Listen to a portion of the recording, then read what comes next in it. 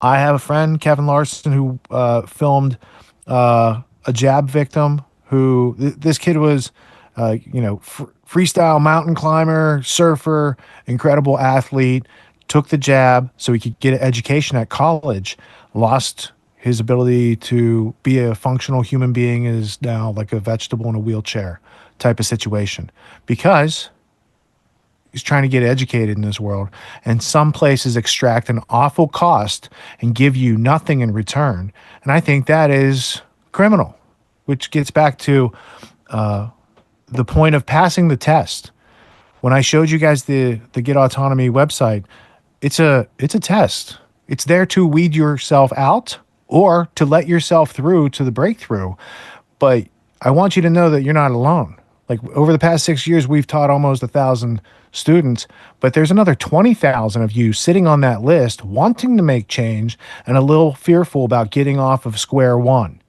And if you don't learn to help yourself and move yourself forward, like you're not going to find that there's a market for excuses. Like if you're the only one buying your excuses and holding back your own progress, there's not a whole lot that other people can do for yourself until you learn to get past those limiting kind of extended adolescence, pre-baked in inconsistencies that we all have from schooling.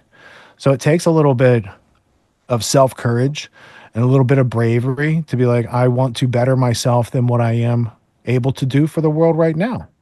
And I think that's something that once you learn to demonstrate that type of courage for yourself, it not only affects you in a positive way, but it's going to inspire other people to do likewise. And again, we can't be a land of the free if everybody's enslaved to poverty.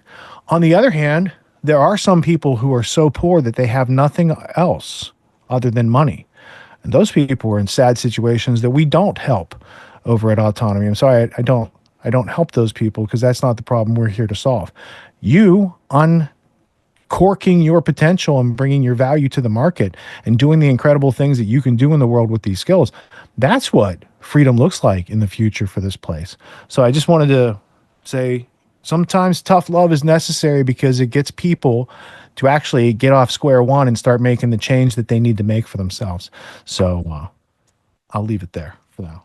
And my comment is, I just wanted to springboard or James, both Bill started with a comment about this morning and how he, I think, without putting words in his mouth, was just very grateful for the ability to be present and to do everything that he did so far. And the gratitude was palpable that he expressed for that. And then James shared about his experiences during the season and where he is now and how he's so much more aware of opportunities. And I hadn't quite articulated how I'm feeling about where I am, but if I needed to, I would say at this stage, it's a combination of both, that it's a greater awareness for being in the moment and doing what I am doing at any particular time, but also in that moment, just such awareness about the tremendous opportunity at any moment. Like here I am now, but if I chose to be here, I could also do that. And so it's both and for me when I think about especially this season, just over the past couple of months, I've had uh, family family members in crisis, two of them actually, and the ability to be present for them and grateful that I'm not working now so that I could be present and do what needed to be done without that conflict. But at the same time, so aware because of this opportunity and everything I've learned and that I'm still learning. I've just wrapped up week 10 myself, but so much more aware of what's possible and what I can do and will do when these things have begun to alleviate. So that's the comment. It also brings complexity Mhm. because when you are someone that people find out that they can go to get help with their problems, I mean, it's it's not unlike going to a mastermind meeting where you can help everyone at the meeting, but you rarely are getting the help you need at the meeting because the help you might need is more advanced than the ability at the people at the meeting to help you with, right? So you have that. So now you can help people in a prolific way, that you have this visualization. Oh, I could do this for this person. I could do this for this person.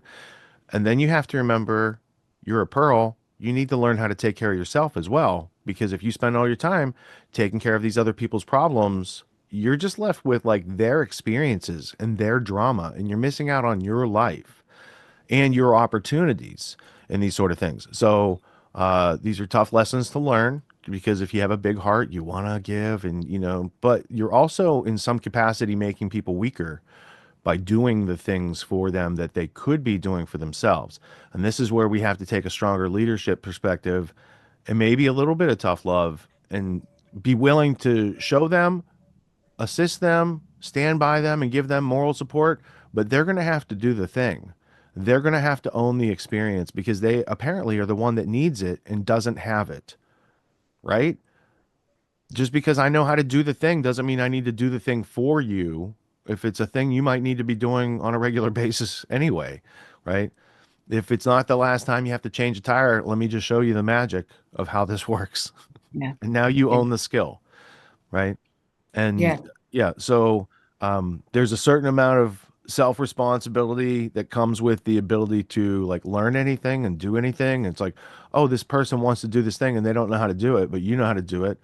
Well, if they're not interested enough to, for instance, pay you for your time, if they don't care about that thing for themselves enough to pay you for your time, why should you be taking your time, which is more valuable than what they would pay you, to do the thing that they don't appreciate? And so after many of those types of things, I'm like, I'm going to start qualifying those deals before I engage in them, just because I want that outcome for them. If they don't want it, like, I'm wasting my time.